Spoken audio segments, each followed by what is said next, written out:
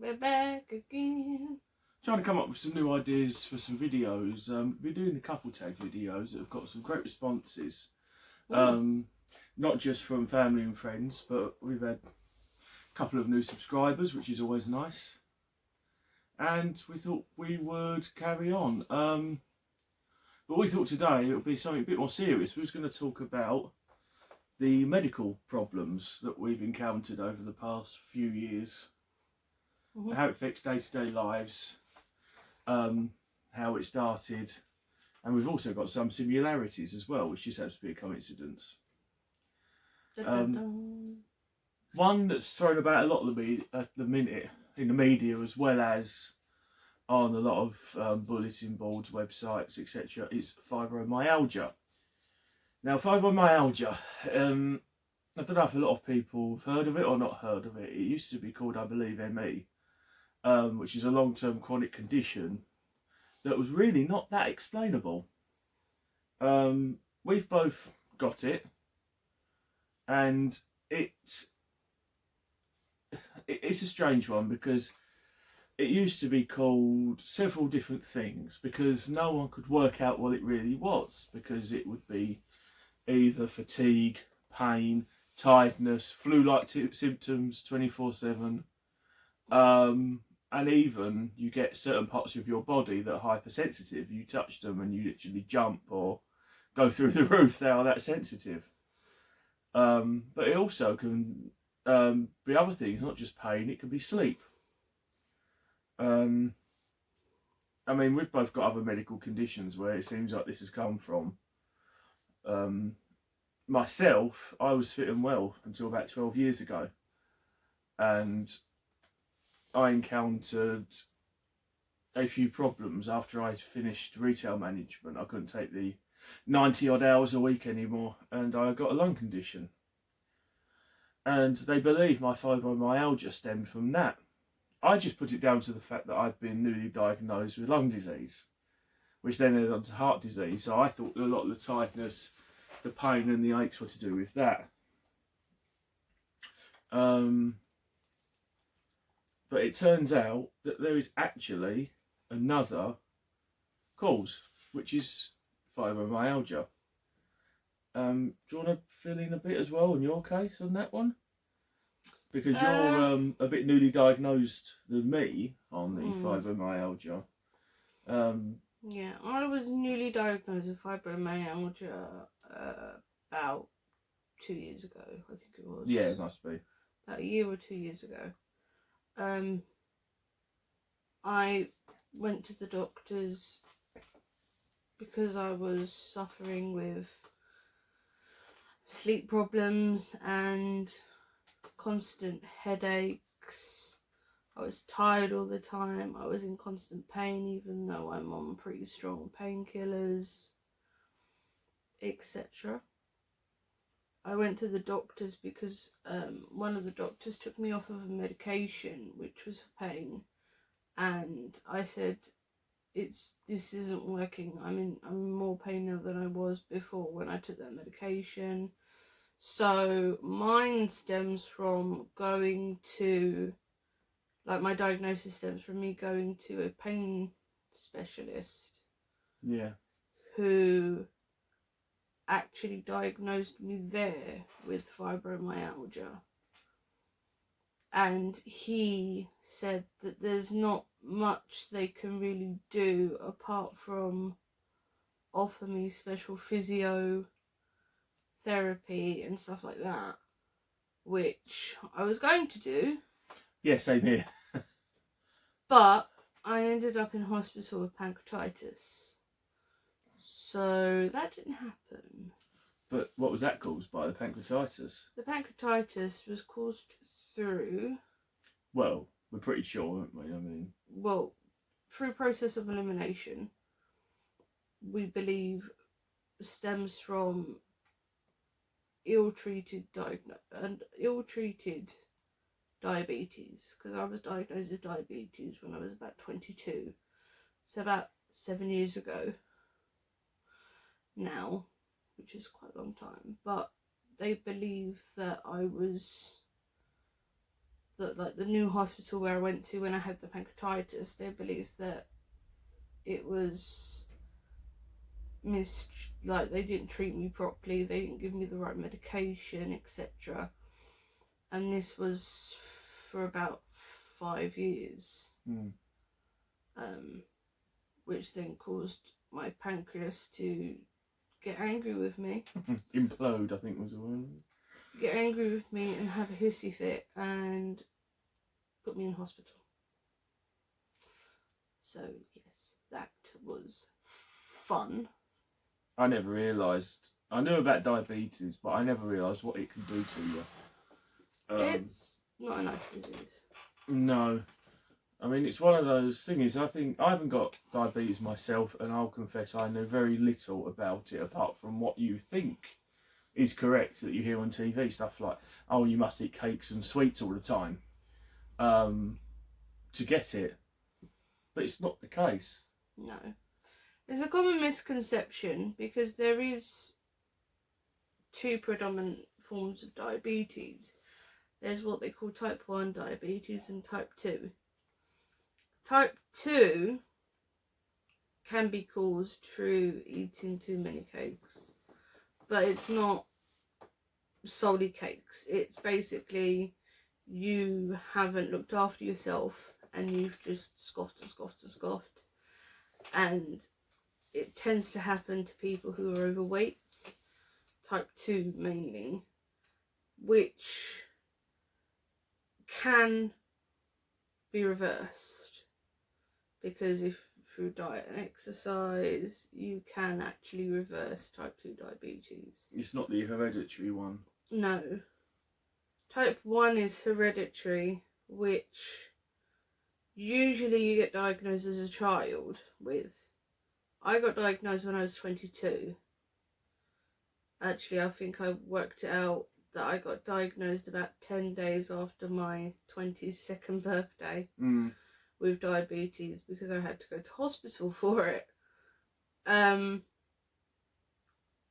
But they believe through also process of elimination and also through like questioning me and stuff that I probably had diabetes as a child, but for some reason, what reason I don't know, they never picked it up and they never treated me for it. So I probably was living for 22 years as a diabetic but not knowing. So there was me just going about my life, you know, doing what kids do, eating sweets, drinking fizzy drinks, etc, etc, and it just took a toll on my body. And then at 22 my body then decided to go, you know what, no. You know what, no, I don't like this, you need to do something about it. But when we was trying to work things out, it turns out that a lot of the symptoms you had as a child should have been picked up. Yeah, I mean, if you read up on diabetes, okay, so I'll read you a paragraph on the popular website Wikipedia. Yes, I've heard the rumours about Wikipedia not being true, etc. But I have done a lot more research and I've looked at other places other than Wikipedia. But it's just for convenience sake, I will be taking things off of there. It's a website everyone knows. It's got good bullet points. Because as you can see, I'm on my computer again. Because it's just easier to read off of things off of here than on my phone, etc, etc. So anyway, the first paragraph on Wikipedia says type 1 diabetes, or T1D for short, previously known as juvenile diabetes, is a form of diabetes in which very little or no insulin is produced by the pancreas. If people don't know, insulin, what's that for? Insulin is a natural hormone that your body releases through your pancreas, which regulates your blood sugar levels. As a normal person, basically what happens is you eat, your pancreas then produces insulin, which then transforms glucose, which is what natural sugars that come from food, from what your body transforms carbohydrates into, turns into glucose, and the insulin then changes that glucose so that it can be absorbed into the body and be used for energy. And that's why when you eat and stuff, you get energy, because your body is transforming them sugars into a form of energy that your body can then use to, function. Exactly. Yeah. Because you need sugars in your diet and in your life. Yes, you do. You can't cut it out completely, it's dangerous. But there's also the danger of having too much. And with diabetes, where things don't work as they should before, that's why a lot of people do the injections. And the looks you get with that, everyone always thinks that you're injecting illegal substances. I know, it's hilarious. Honestly, it's absolutely hilarious. Sitting in the middle of a restaurant, with something, get the props out, that looks like this. It looks like a pen. That's what it is actually called. It's called a pen. It's an insulin. This is called an insulin pen. There are several ways that I'll get into later on of you being able to take your insulin. The most standard and common way is through what is called an insulin pen. It comes in a preloaded pen that you then insert a needle onto the end of. And you take however many units you need to take of the insulin. Normally you take it in the abdomen of some sorts. Now the abdomen is anywhere from here down to the bottom. You can take it in your leg if you want to as well. Yeah, you don't like that, do you? I've tried and it's very painful. And a lot of the diabetic nurses that I've spoken to have actually said that it's better if you take it in a fatty, blubbery anyway of putting it area, because then it doesn't hurt, and also you're less likely to get a sting, because insulin can sting when you inject it. Anyway, continuing on with my reading. Insulin is a hormone required for the body to use blood sugar, as we said. Before treatment, this results in high blood sugar levels in the body. The classic symptoms are frequent urination, increased thirst, increased hunger, and weight loss. Additional symptoms may include blurry vision, tiredness, and poor wound healing. Symptoms typically develop over a short period of time. Mine took a long time to develop, but again, it's because I don't have bog standard type 1 diabetes. I have a special form of it, which is very rare. Of course you do. I know. It's typical. Can't be simple. I have a very rare form. Yeah. Which makes my diabetes even more complicated than a normal person's. Yeah. But looking back at it as a kid, I did the whole peed a lot. I drank a hell of a lot. I was always eating because I was always hungry. So when you look at the symptoms and you look at how I was as a kid, it does sort of, you can put two and two together. It does make sense, doesn't it, some of it? And it was amazing that none of this was picked up, because you was going to the doctors frequently. Excuse me.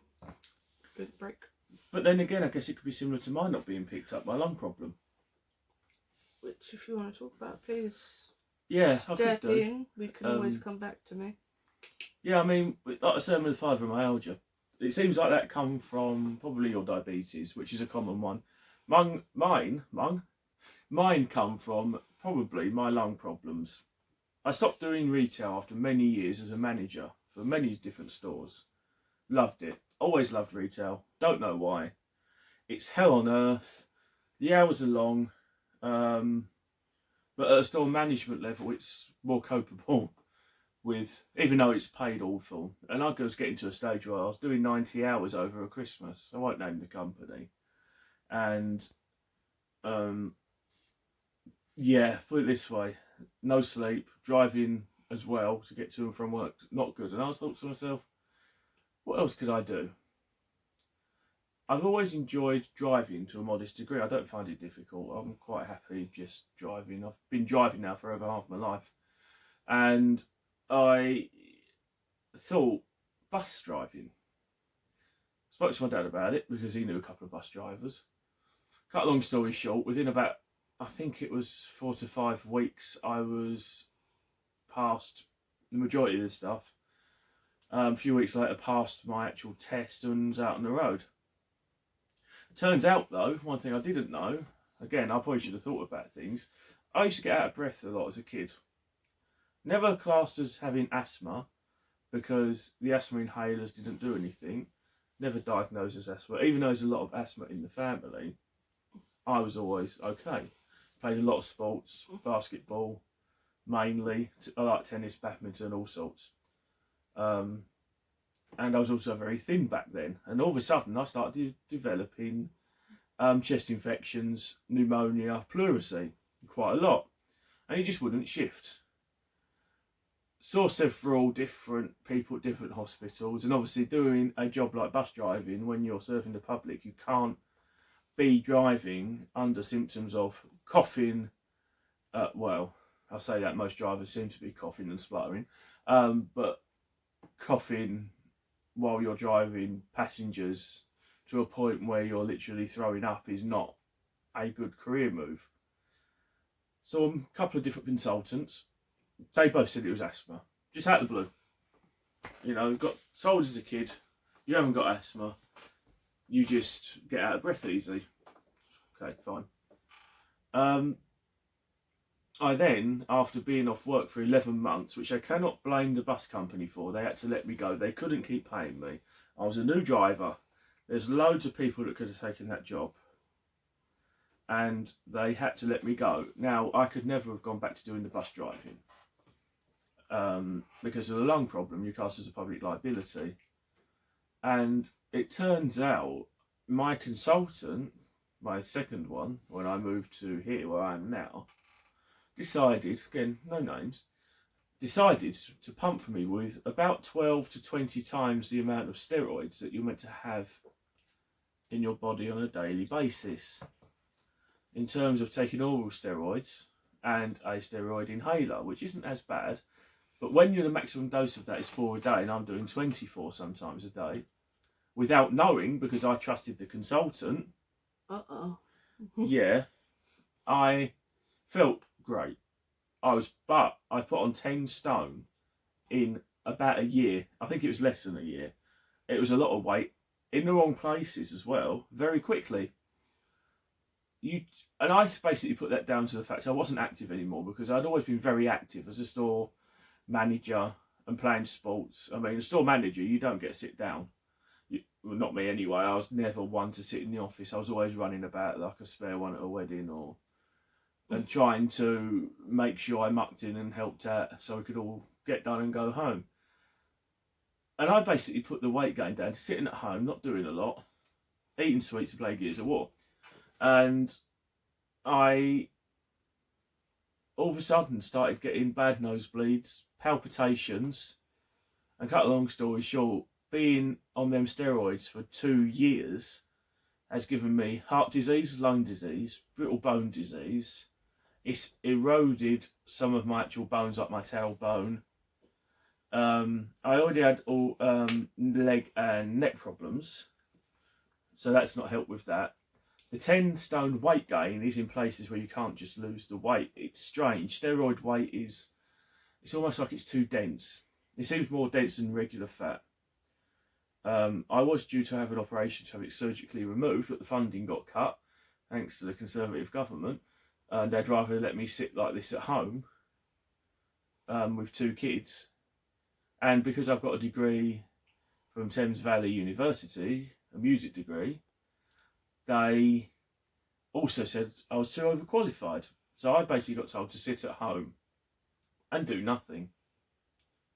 Whereas I was so chomping at the bit to basically get back to normality. That was in about 2008. Now I'm in the same position. Apart from I've got like the leaky heart valve, I've got all the other problems I listed. It's given me so many irreversible effects from getting one thing, a chest infection. Because they think that the fumes in the garage, because I was at the Tottenham bus garage, and the fumes, the diesel fumes from the buses were horrendous.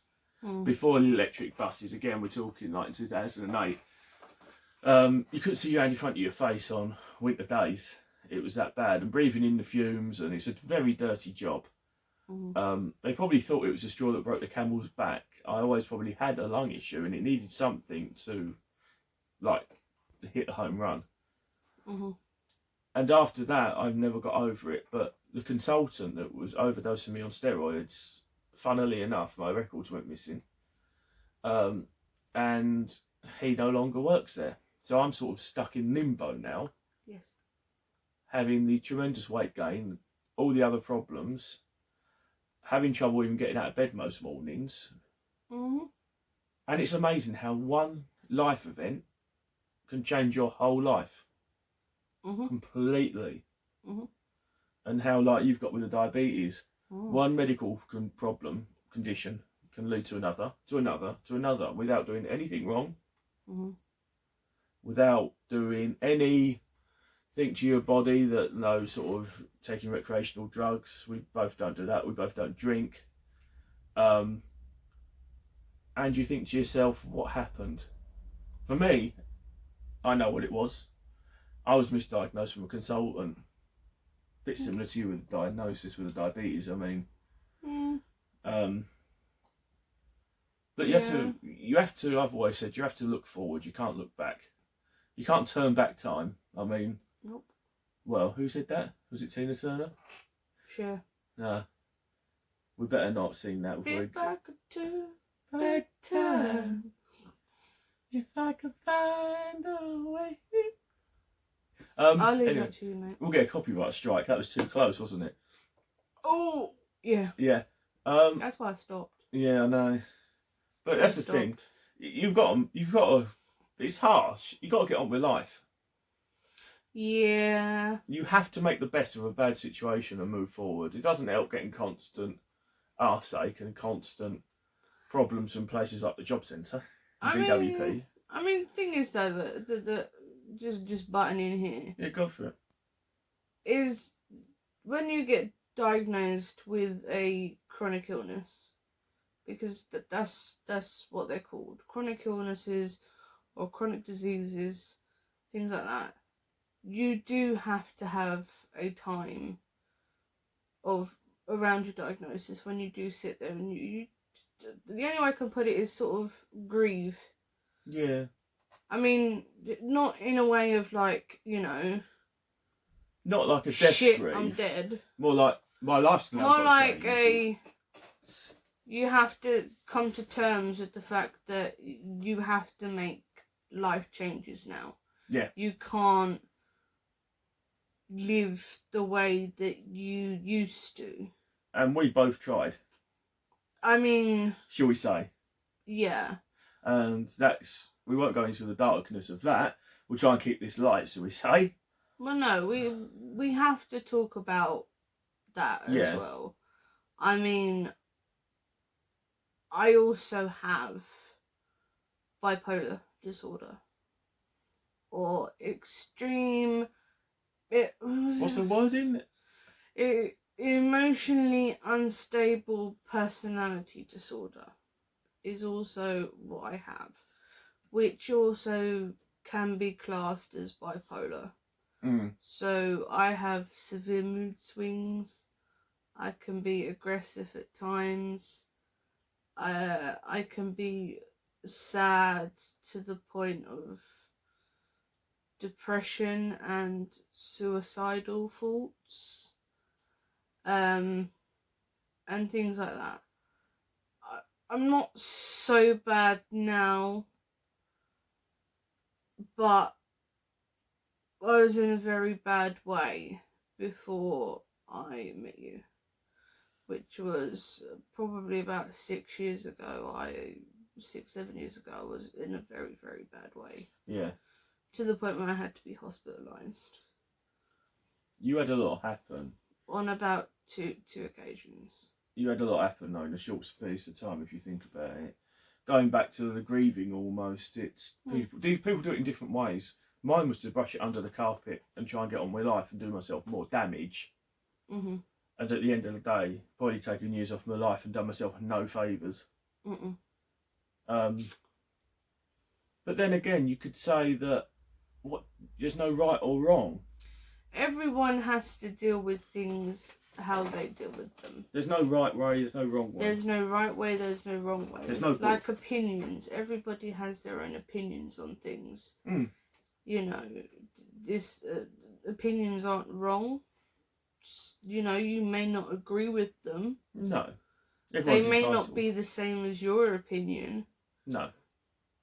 But they're individual to every person. Yeah.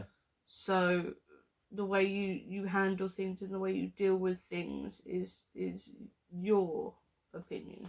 Yes. I mean, yeah. So think of it in this respect as well. We're both quite young. We are, I mean, when you've had comments in the past from people like, I take about 22 tablets in the morning now. And even if you're out, like I was saying about the insulin, you could be sitting in a restaurant and need to take pain pills. And you've got people staring like you're taking Class A drugs.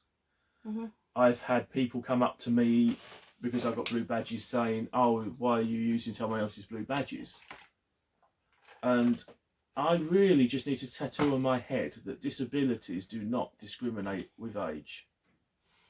They don't discriminate anybody. Illnesses don't discriminate anybody. Doesn't matter how old you are. I mean, or kids, who you are.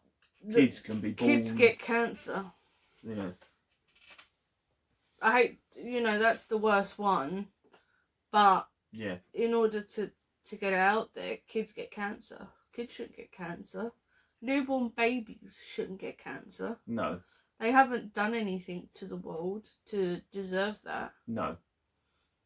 So why do they get illnesses, diseases, everything to do with your health, and whether it be physical or mental, does not discriminate. No. And at all. No. It's been quite hard at the moment with the COVID-19 where we are both shielding. Yes. Which, in case you don't know, means you can't even basically go out, go to the front door. There's me with the lung problems, you the diabetes. We're both classed as the top of the tier list. And I'm not taking no chances, shall we say. No. But the problem that we did have is having to wait weeks to get some help. Not being able to get delivery slots because people are filling their food recycle bins with overbuying stuff that they never intended to use. And our society, unfortunately to say, is if you've got an illness or you're disabled, you are shunned. Or you're seen by, not everyone, don't get me wrong, but there's always that select few that bring everyone else down.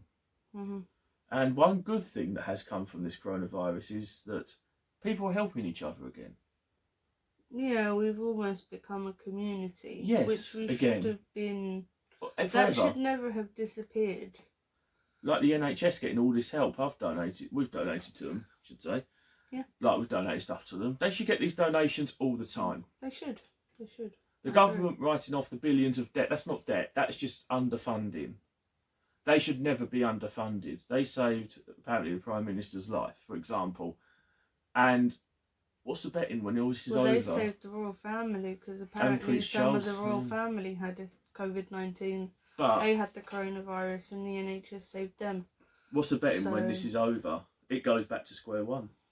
I really hope it doesn't, but you need to live in a society where that might happen. If it happens, then it would be like the saying is, you take 10 steps forward and 12 back or something. 12 back or whatever, or 1 step forward, 2 steps back. That's the one. I mean, I'm incredibly lucky here that I've got brilliant neighbours that have done a lot. Mm. They've helped out a lot. I haven't They got have any. indeed. Yeah, I mean, I haven't got any. My family's elderly, and my brother lives up north with his own 2 little tearaways. Mm. And my family live half an hour, 45 yeah. minutes away. Yeah. So they can't help either. You can't mix households. You can't mix households. You can't travel anywhere. So even if they could help me, they wouldn't be able to travel here because No. they'd get in trouble. And so because you have to have a letter of transportation now, don't you? Yeah. To order to go anywhere. So they couldn't even help me. But anyway, we should really move on from this COVID-19 and talk about what is wrong with us, because this is what this video is about. So so going from like I said, I've got the heart and lung disease from all that.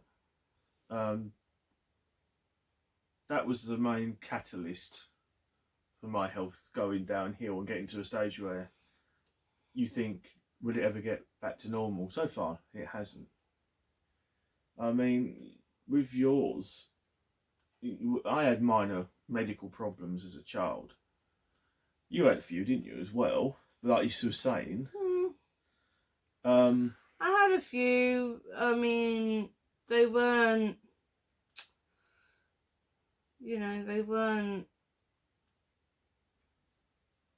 bad per se. I mean, I had terrible kidneys and bladder problems when I was a kid, but I never had any sort of terrible things as a kid when it came to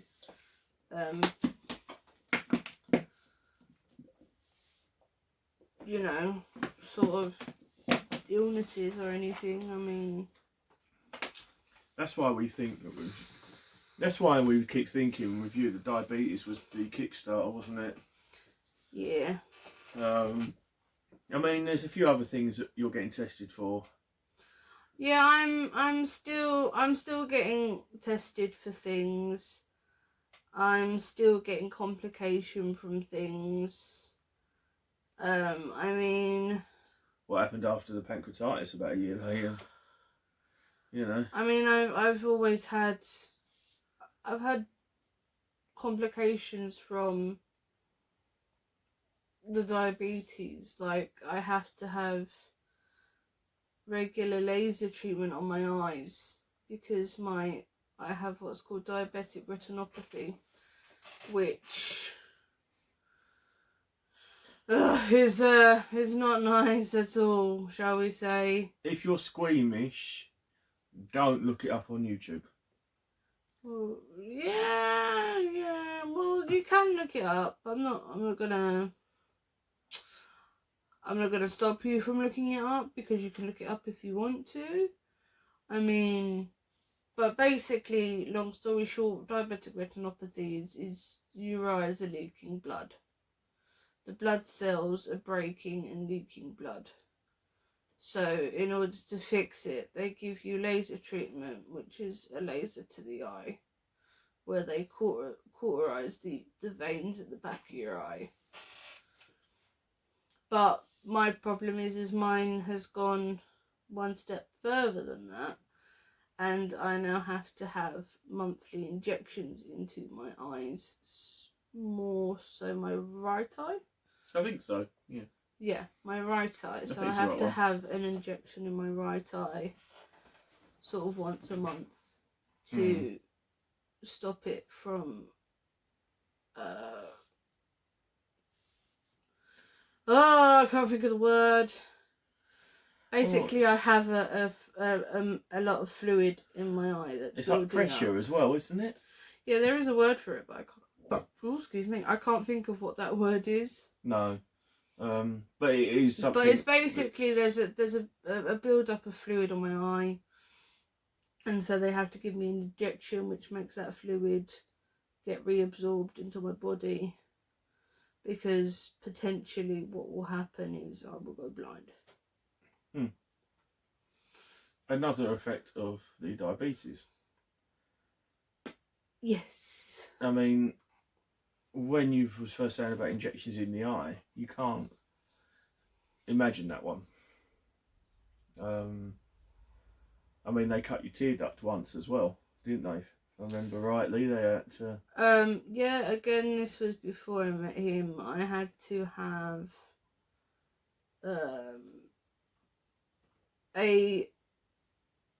my tear duct cut open and be injected into because they needed to numb my eye because of the amount of laser that they had to do to my eye, because it freaking hurts, man. Yeah.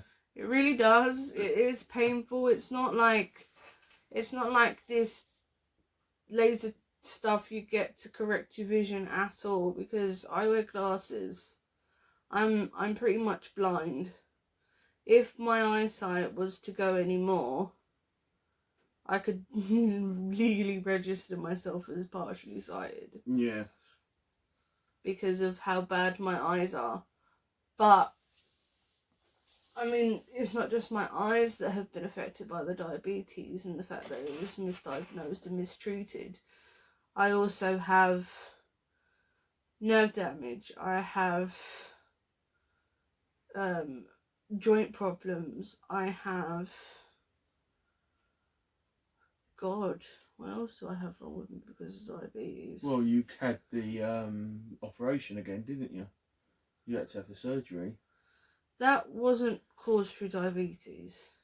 Um, For, if you're intrigued, I had a ovarian cyst the size of a coconut, which was removed about a year ago now.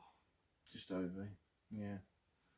Yeah, around a year ago. Wasn't meant to be that big.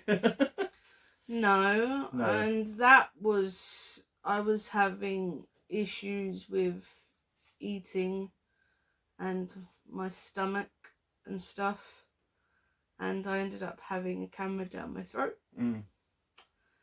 And they found a lump, but they didn't know what it was, so they sent me for a scan.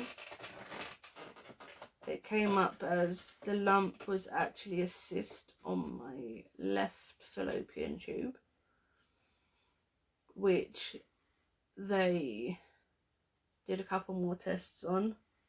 Yeah. Like, I had blood tests and stuff. They were quite quick, to be fair, with a lot of it. Yeah, I mean, in the space of them finding the lump and me having surgery was about 4 weeks. Yeah. So a month.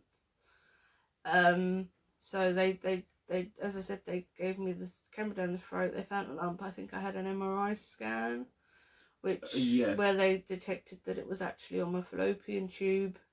Yeah. They did blood tests and stuff, and they came back as weird, like whatever it was weird. Certain markers elevated, or they were a bit concerned, so they booked me in for surgery. I was supposed to have keyhole surgery. Yeah. But that didn't happen because my stomach wouldn't inflate enough. No, they couldn't have done that keyhole anyway. I don't think, could they? That size? I honestly don't know because I'm not a surgeon. But they tried to do keyhole surgery, but my stomach wouldn't inflate enough for them to actually do it, because keyhole surgery, they pierce a load of holes in you and then they inflate your stomach up as much as they can.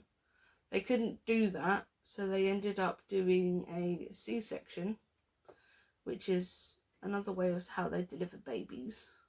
But it's also a way of getting to your ovaries, because your ovaries are sort of in your hip department, which is where they sort of cut.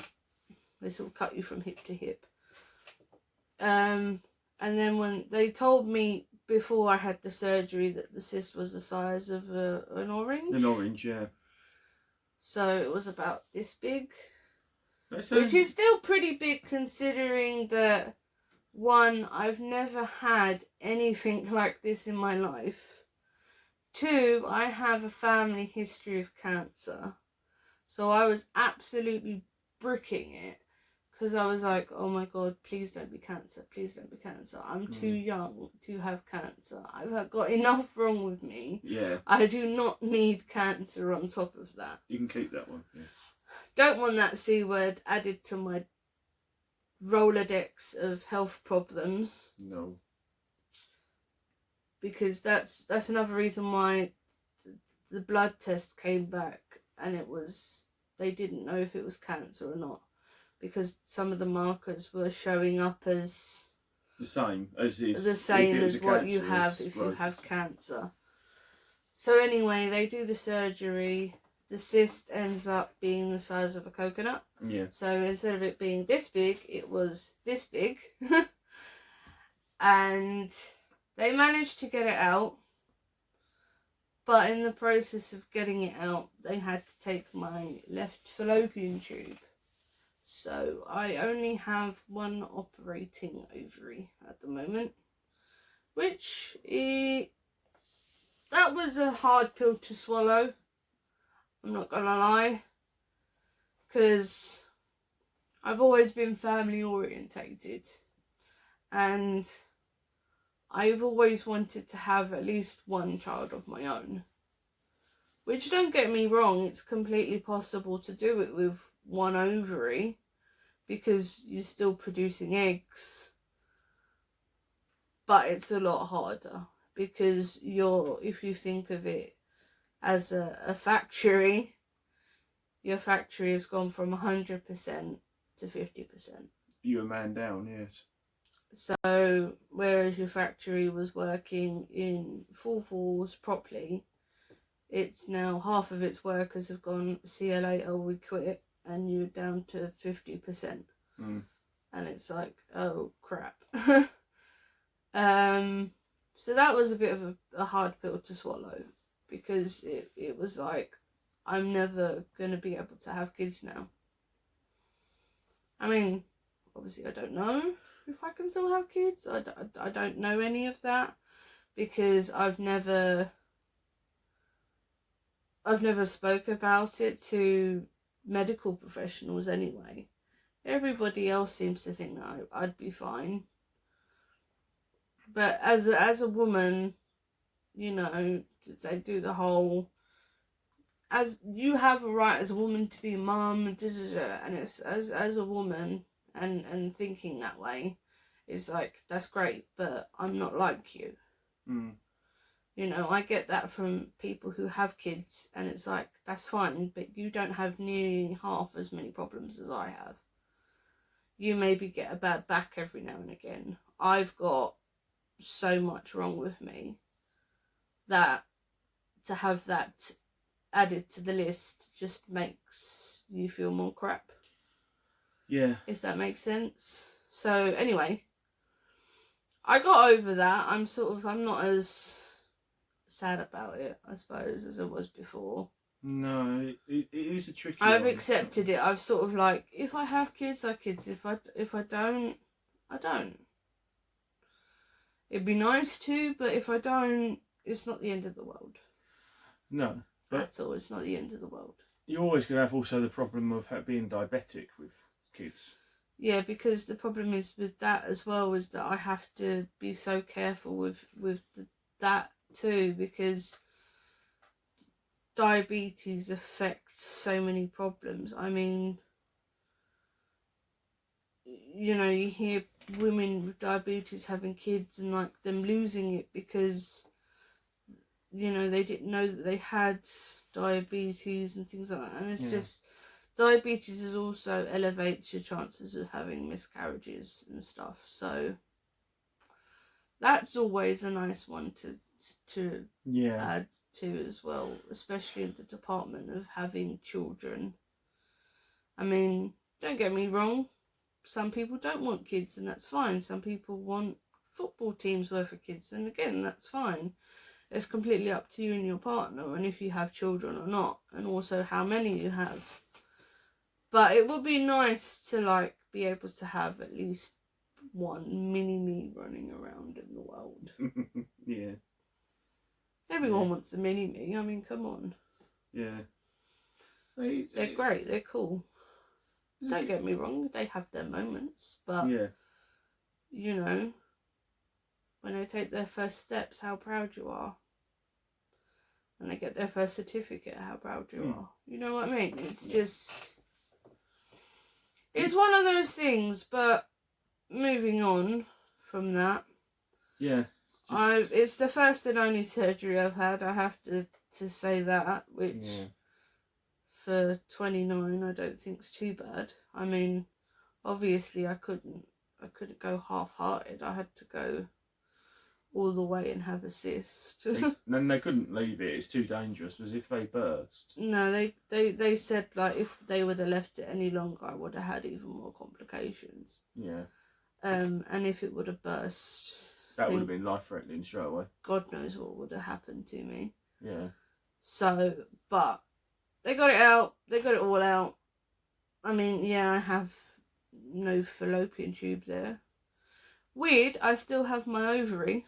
I didn't work that one out. Which I can't work out either. But there must be a reason. They left my ovary, but they took my tube. There must be a reason. Like, okay. It's weird, isn't it? Why they would take one bit but not the other. But, I mean, apart from that, I mean, yeah, I have the diabetes, which again has caused some complications, like some problems, like the eye problems, the nerve damage. I've got frozen shoulder. I've got really bad joints, like terrible. Yeah.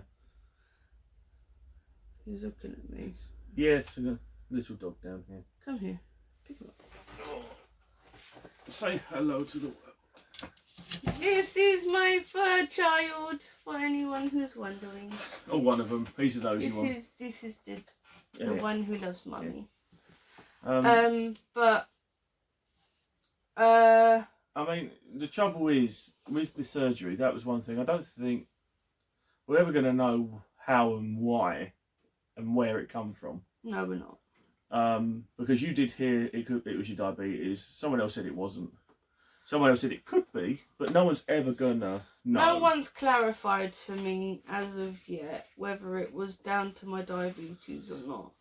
Same as no one has clarified for me yet if it was because I have polycystic ovaries or not. No. Because that was another thing that a different consultant said to me, who doesn't even specialise in that region. No. Said to me. He saw it on your notes and was like, do you know you have? And it's like, no.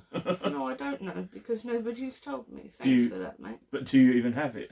We've never heard of it. Exactly. I don't even know if I have it, because it was a lung consultant who was telling me I have polycystic ovaries, which is completely the other end of the body, so I don't know how he would know. There's a good this much between the two. Yeah. Yeah. There's about 2 foot, maybe. Yeah.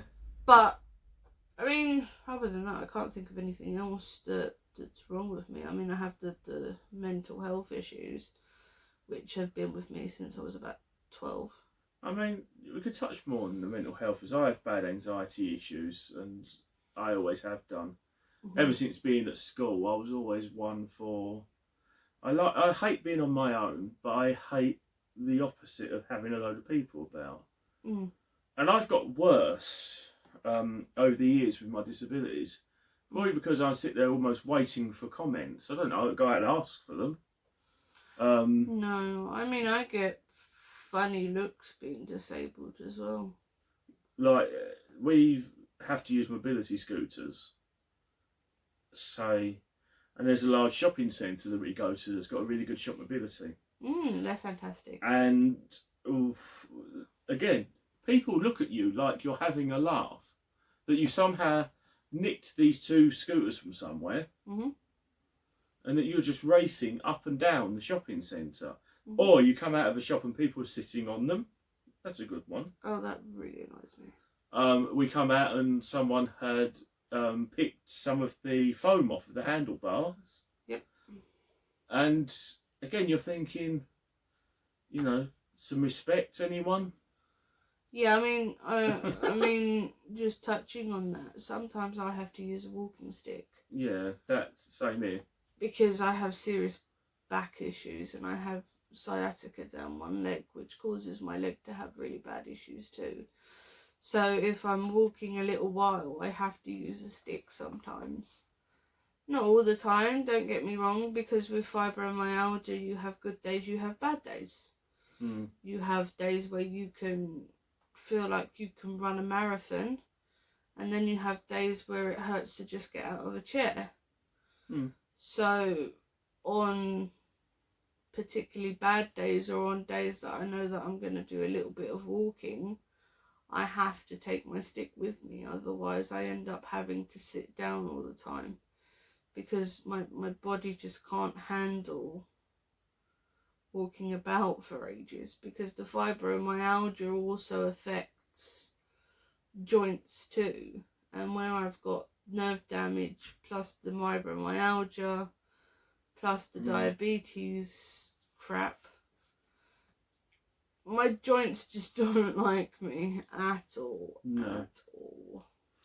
I think that's, as well, it sounds bad, it should have, but when you're getting the looks of comments, you actually do think to yourself, well, I have before sometimes, why bother?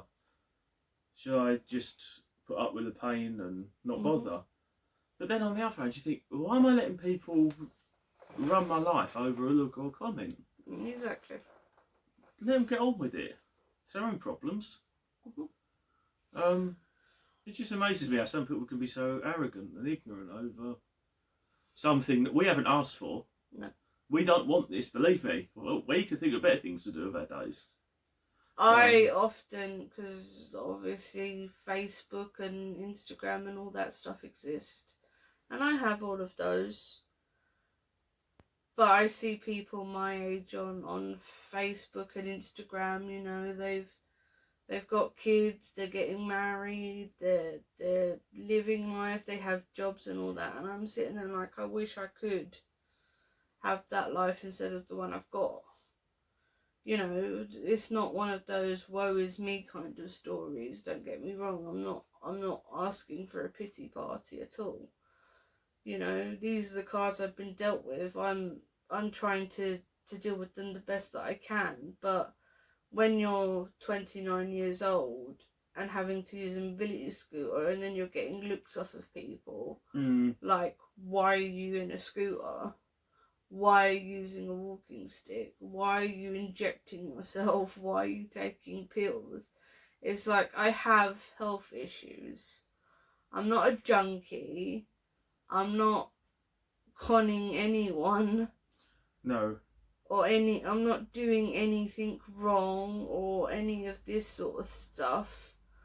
But you know what I mean? Is society these days seem to think that only the old can use scooters and walking sticks. Only the old people have blue badges and disability cars and things like this, and only the old have to take pills all the time and things like that. It's not true. No, it's at not. all.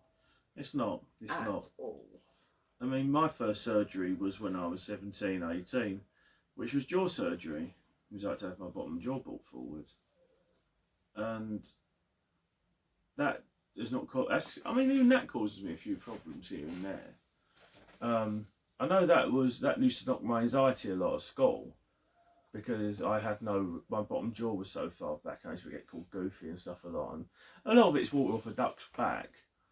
But you do get to a stage where it feels like someone's constantly throwing stones at this greenhouse at the window, and one day it's just going to smash, and you just go, you know what, I've had enough of this.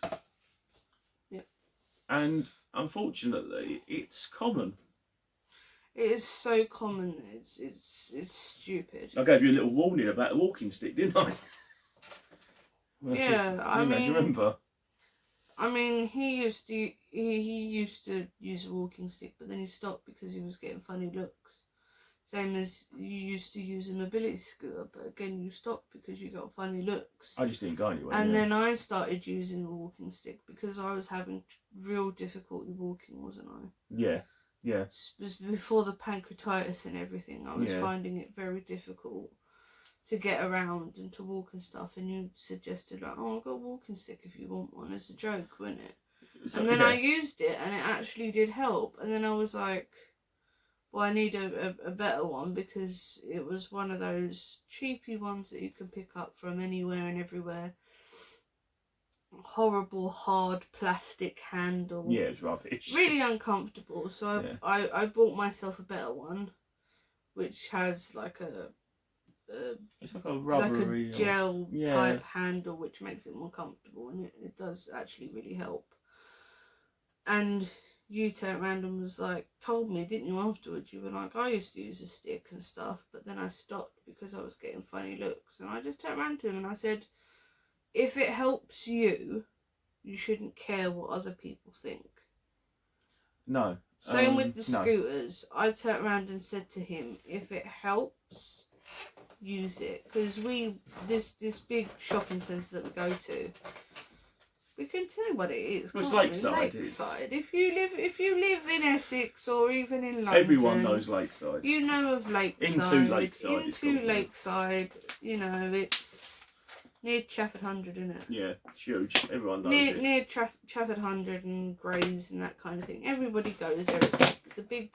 It's the big shopping centre.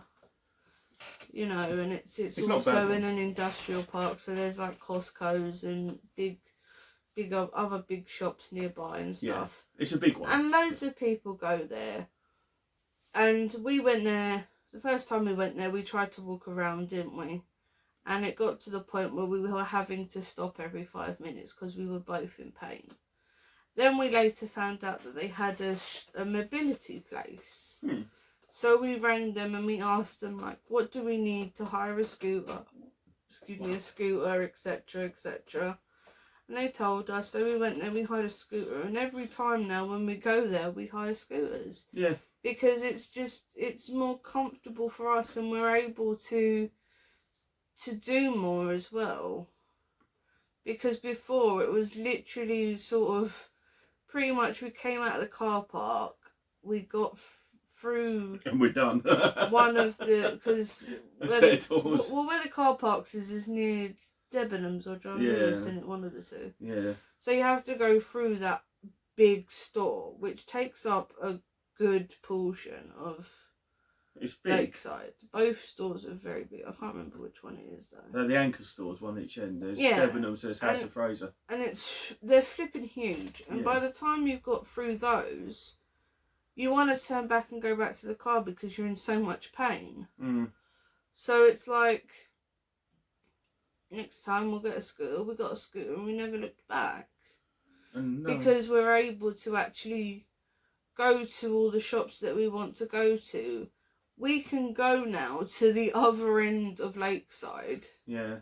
From where we're parked. And back again. And we're not in extreme pain. You know, are we in a little bit of pain? We always are. Sure, because we suffer from fibromyalgia. Fibromyalgia is like having the flu. It's chronic pain. It's a chronic pain disorder. Yeah, I mean, if you've ever had the flu where everything aches. So you're constantly in pain anyway. All day, every day. We take painkillers, but they just help us move about a bit more. That's it, basically. Painkillers help us from not staying in bed all day. Yeah. Because if we weren't on painkillers, we'd literally have to stay in bed all day. Yeah. Because we wouldn't be able to move because it would hurt too much. And I've got leg problems, which really helps me out. And getting back problems. You got back problems on top of that. I've got back problems. I actually have slipped fused discs in my back. Yeah. So they're slipped, but because they're such an old injury, they've now actually fused together. And to be honest, the only option for me to help it would be surgery, and I'm not willing to have back surgery. No. Because that could leave me in a wheelchair. Yeah. So I'm alright on that department. I'd rather suffer with back pain that I've had for like 18 years anyway than be in a wheelchair for the foreseeable future. Yeah.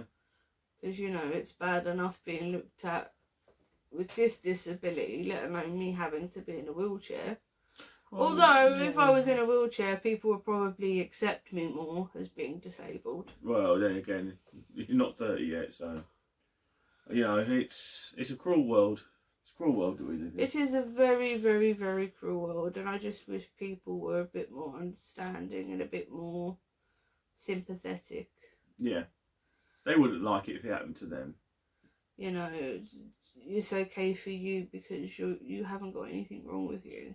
A great one was at Lakeside. I thought of it now before I forget. Also, fibromyalgia gives you this weird fibro fog. You forget stuff, and you can't explain stuff either. It's very strange. You sort of get confused. You'll talk and then halfway through a sentence you'll go...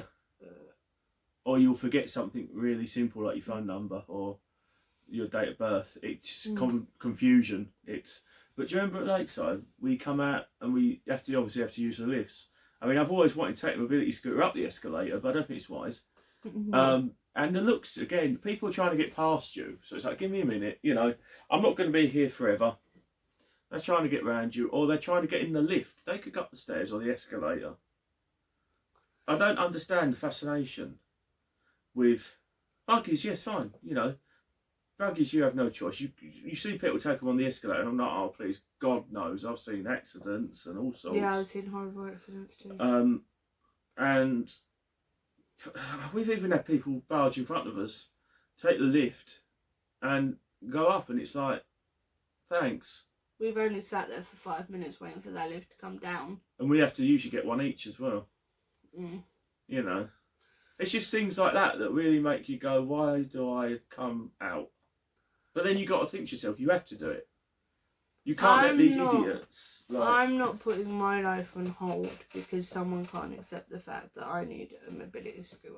Yeah, I mean, I'm half helping. Point blank. Period. I'm not. I've come to terms myself with my disabilities. If you don't like them, that's your problem. But don't treat me like an idiot or treat me like I'm a second-class citizen. No. Because of certain things that you don't like. No. You don't like the fact that I'm young and I'm in a wheelchair. And that you're looking at someone is looking at you injecting yourself. Don't look if it offends you. You don't like the fact that I'm injecting myself, but that injection saves my life. Yeah. That injection is what is keeping me alive. Even checking your blood sugars, people look at you. Them pills that I take at the dinner table, I have to, because otherwise I'd be stuck indoors in my bed all day. You know, I've come to terms with the fact that I have to inject myself. I've come to terms with the fact that I need painkillers to help me get out of bed every day. And just because you can't seem to accept that, it's not my problem. No. And that's the bottom line of it. I'm sorry if it comes across as harsh or as like flippant or arrogant, a bit bitchy or whatever. I really don't care anymore. I've done the whole, you know, not injecting myself in a restaurant, having to do it in the toilet because people would look over and go, oh my God, she's injecting herself. I'm sorry, I'm not injecting myself in a dirty toilet just because you're offended. Don't look. It's a bit like the whole, I know this has nothing to do with health problems, but it's a bit like the whole women breastfeeding. Why should a woman have to take her baby into a toilet to breastfeed them? Just because you think it's inappropriate for her to do something that's natural. Mother Nature gave women boobs to feed their children. That's what they're there for.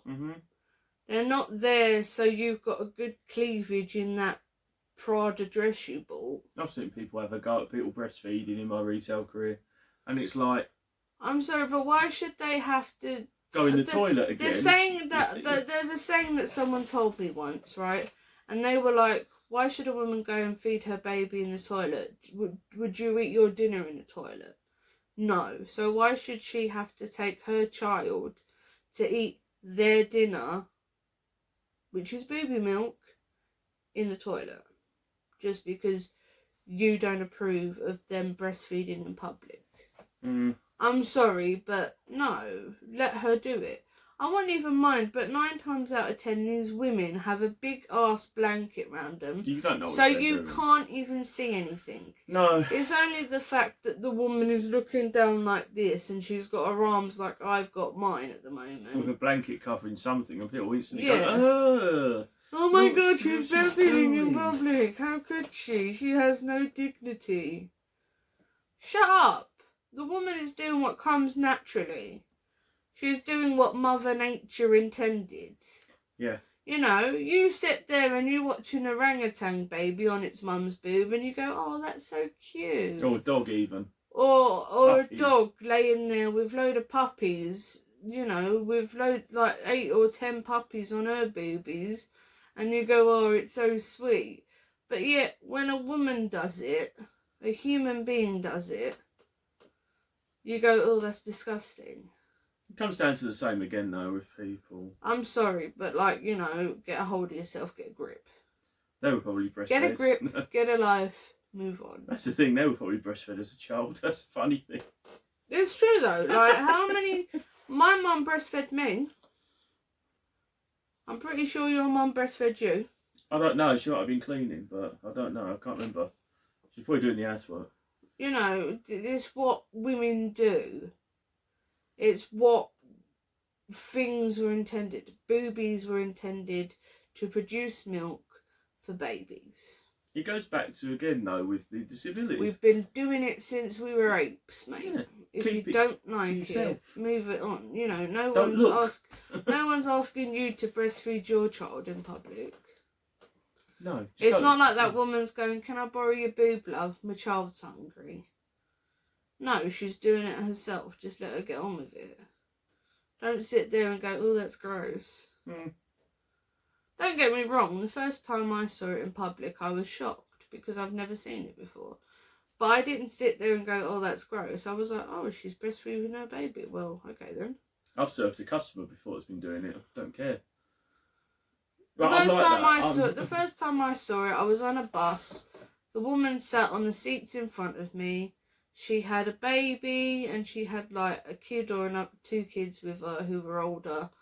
And she grabbed a blanket, she wrapped it round her, she got her boob out and she fed her kid on the bus. Big deal. I was like, I don't get me wrong, I was shocked, but I was only shocked because that's the first time I've ever seen someone breastfeed their baby in public. I'm not gonna lie, it's the first time I've ever seen. I've always seen women with bottles.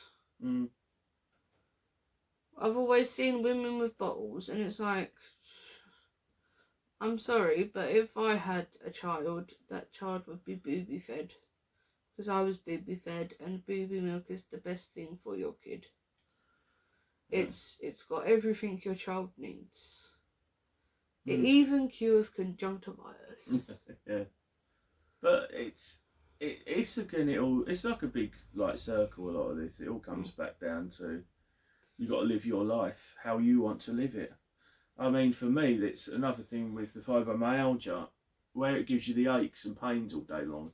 My hands are always hurting, and I used to play piano, keyboard, organ. I can't do that now. There's a piano sitting behind me. Yeah. And that is a big issue for me, because we still go to music places and still have a lot to do with the music scene. But some days, if I'm on a downer, it can get me. Because where I've played in places like the Barbican, I've played in front of hundreds of people at university, and over the years, and all of a sudden you can't because it hurts, and you think, why? I mean, I've had physio on my hands, which didn't help. Again, turns out it's a fibromyalgia. Who would have thought something that used to be called chronic fatigue syndrome could make your hands hurt so much that some days they go numb and you can't grip a pen? You drop yeah. stuff. I've dropped kettles of water and tried to catch them. Mhm. I've burnt myself countless times. I've, there's just these certain little things that you have to learn to live with. And you have to learn to adapt. Like the walking sticks, I struggle using them because my hands hurt so much. Your new one's pretty good though. Yeah, the new one's a lot better than it was. But I took you to a proper shop though, and I Yeah. told you to actually get a proper one. Because he's quite tall, so he needs an extra long one. yeah, I'm 6'5". So a standard box-sized walking stick is not long enough. No. And I said, come to the shop with me, where I got mine, because it's an actual, it's a disability shop. In Harlow, it's in the Harvey Centre. Very good. They're Very, superb. very People are good. so helpful, and they don't judge you in any way. They're very nice people. No, they're good. But anyway, I told him, if you need a stick to walk, get one. I mean, yeah, they're expensive, but once you have one, you have one. Yeah. They don't tend to break. They don't tend to have any problems. So, you might have to replace the rubber foot on the bottom of That's it not a once you lot. wear it out. But you can buy those separately and they're a couple of quid. Yeah. Otherwise, the stick, nothing usually goes wrong with them. No. So I told him, if it helps you, get one. So we went in there, didn't we? Yeah. You saw one you quite liked. You asked if it comes in a longer size. The woman said, yeah, it does actually. Yeah. And you got one. That was it. Done. And now you use it whenever you need to, didn't you? Excuse me. Most times, I'm yeah. hiccuping. Yeah, most times. I mean, it's like you saying about your surgery with stuff as well. I've been offered a couple of surgeries, lung surgery and heart surgery.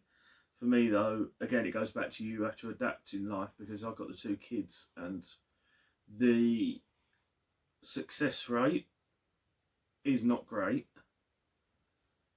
And when you're told it's less than a 50% chance of it working, I think I'm going to put up with this. Mm. I'm going to put up with the pain. I'm going to put up with... If you feel that the surgery is too risky or you feel like you can get on without it. Well, you have no choice, really, in some respects. Well, the thing is with surgery, you have a choice to have it or not. Yeah. At the end of the day, it's your body. Your body, you do what you want with your body. Whether that be having surgeries, having tattoos, having piercings, doing cosmetic surgery and things like that. It's completely up to you what you do with it. Surgery is one of those things that you have a choice on whether you do or not. Yeah. If you want to do surgery, you can do surgery. If you don't want to do surgery, you don't have to. It's completely up to you. It's on whether or not you want to risk not having it and having more complications further down the line. Mm. Like this cyst I had, I was highly advised to get it removed because of the blood test. Yeah. Because of the blood test that they did, because the markers were there that it could be cancer, they said we highly suggest that you have this surgery. And I weighed out the pros, I weighed out the cons. Like always, there is pros and cons to having surgeries. You can die. But then again, you could also have something that once removed, you don't have to worry about for the rest of your life. And can sort out things. And I was sitting there like, well, if I have the surgery now, they can remove it all. And if it is cancer, then it's gone.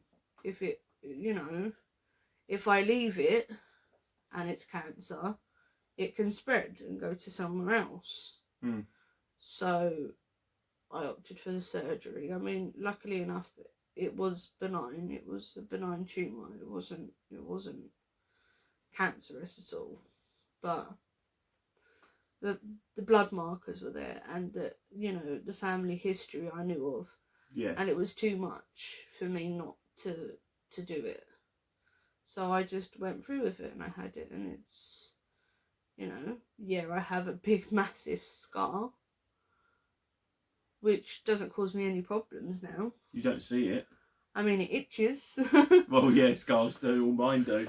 It itches from time to time, but Scars too. other than that, it's fine. There's nothing wrong with it at all. You know, so you have to sort of look at the bigger picture. Yeah. And I think that's the main lesson with this, what we've been sort of talking about today. This video has sort of turned into a bit of a ramble, unfortunately. But it's amazing what... It's not been as structured as our past couple have. No, but we've had no script here, we've had no bullet points per se. We don't we don't go off of scripts. No. We don't write out what we're going to do with them. We don't have written promos. We have some sort of idea. Yeah. You know, with the tag ones, we had questions that we could follow. With my video that I did by myself, I had a box of stuff that I had to talk about. And you gave your opinion.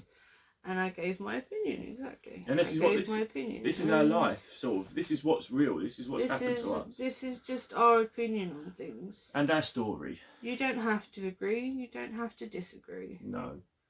You don't have to like it, but you don't have to dislike it. It's completely up to you guys. I mean, we are very thankful that you guys are actually watching this. Albeit half of you probably know us in person anyway. Yes. But we do appreciate you guys. We really do. And it's given us something to do. Yes. And it's given us something that we can use to connect with people and also to, I don't know, sort of further the bond with the community, shall we say. It can be hard when someone when you're talking to someone and you've got a list off, I've got heart problems, lung problems, bone problems, leg problems, jaw problems, you know. Butt problems. And sometimes you just go, I've got a few things wrong. And you don't want to talk about it. Because every time you talk about it, you're digging back up the past, you're digging back up the problems. Oh yeah, it's mentally destroying. I mean, the thing is though, is that I always feel like if you've put it out there for the world, maybe it will entice or encourage someone else to talk about it. Don't keep it to yourself. You know, like mental illness. I'm a big advocate for mental illness because I've been there. I've done that. I've got the t-shirt. I've also been there, done that, seen people. And I've seen people pull through, and I've seen people who are no longer with us anymore because of their mental illnesses took control of them, and they went to a very dark place that they couldn't get themselves out of. And I have too, haven't I? And it's horrible because these people have the world to live for, and they feel they don't, and they end it. The help isn't there. Very sad. The help isn't there, in my opinion. There is a lot more that could be done for mental health. I totally agree. But as the saying goes, there's always someone there to listen. Whether it be a health professional or just a friend. Or, like this, the end of a camera. Yeah, the end of a camera, or even someone you don't know. No. It can be good per just to se talk. In person. Like there's many people I used to speak to online that I didn't know in person, or I met maybe once or twice in person, but still it's you know, it's just reach out and talk to someone. Don't let it consume you, because that is what happens. You get to thinking, and then you think you're not good enough, and you think that nobody wants to hear that. You think you're a burden if you go and try and talk to someone, and you're not. Honestly, you're not. Something as simple as talking to someone and sparing someone's life is astronomically good. It's the knock-on too. It is so good. I'd rather you talk to someone you don't know. Samaritans is always good for that, for example. Samaritans is fantastic. They can just sit and listen. I've spoken to people in Samaritans, and I've spoken to people who've used Samaritans. They're fantastic. And you know, there's other things out there as well for mental health if you can't get help through. There's a lot. your doctor or something. You know, there's people out there you can talk to, and you know, just I just have to put it out there. If you do feel a certain way, you know, oh god, that scared me. Ice melting. If you do feel a certain way, and you do feel like you don't have anyone to talk to, please just talk to someone. Anyone, even if Anyone. it's us. I'm always open to listening to people. I'm been told I'm a fantastic listener. Whether it's true or not, I don't know, because it's usually my friends who have told me that.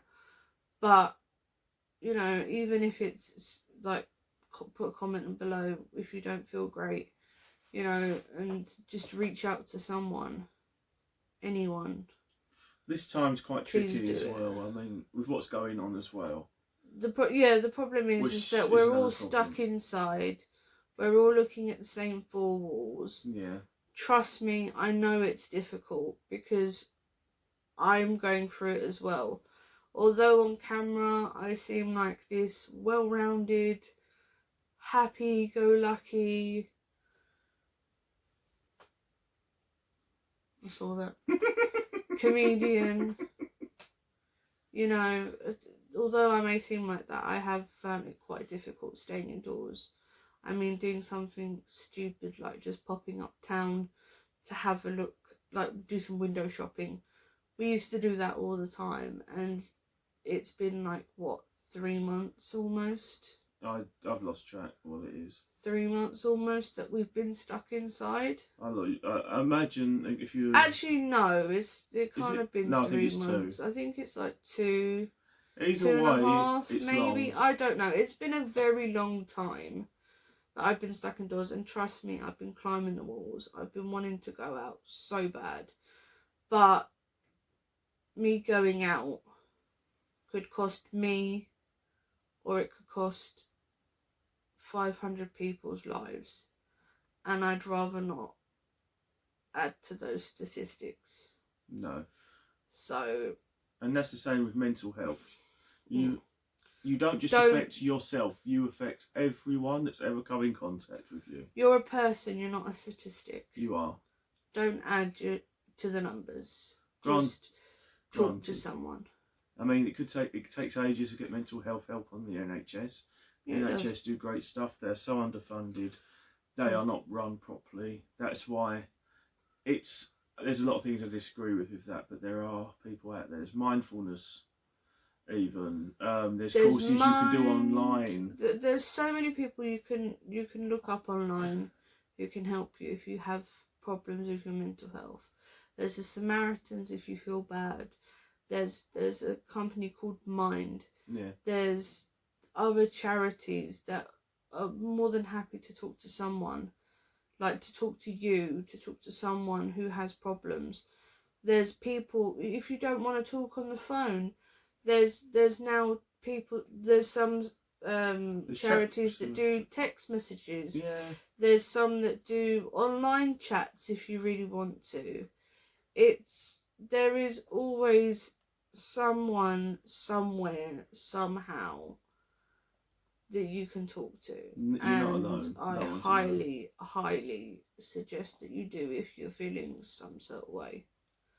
Because you are a beautiful person and you are loved by many, many people, whether it be friends, family, your neighbour, the guy you see in the shop every day because you pop in there to get your newspaper or to get your can of Red Bull or your pack of fags, whatever. Someone knows you, someone cares about you, and that's what it's all about at the end of the day. You are cared for, you are loved, and all them horrible people who have said bad things about you don't matter, because those that care matter. and those that matter. Those that, what's the saying? Those that care matter and those that matter care is something like that, isn't it? At the I'm end gonna of have the to look it up. Sorry, it's gonna. at the end haunt me. at the end of the day, everyone has their own cross to bear. Everyone's got problems. No one's perfect. Everyone's got issues. It can take a while to address those issues. Some people don't want to. I mean, for me, like I said, I've always had anxiety issues, but ever since I got the disabilities, I've got hundreds of times worse. Granted, sometimes I don't want to be out the house. This is my comfort zone. Well, I'm in pain 24/7. I'm tired a lot. This is my little bubble. And it can be hard. I know it can be hard to go out that front door sometimes. Not because you don't want to, or you have to. There's just something there that says to you, I can't do it today. That's normal for everyone sometimes. Mm-hmm. That's perfectly normal. Mm-hmm. If you can't do it, you can't do it. But there are people, places out there. You're not alone. Everyone has had something like what we've all had to a degree. Might not be exactly the same, but there's always an answer to it. And I think a good way of ending it would be this quote from Dr. Zeus. Yeah, good old Dr. Zeus. I do like Dr. Zeus. And the quote is, "Be who you are and say what you feel, because those who mind don't matter, and those who matter don't mind." So with that though, we hope you guys enjoyed. Please like, subscribe, and share. And please comment below. Yes, please comment. We've been saying this on the past couple of videos.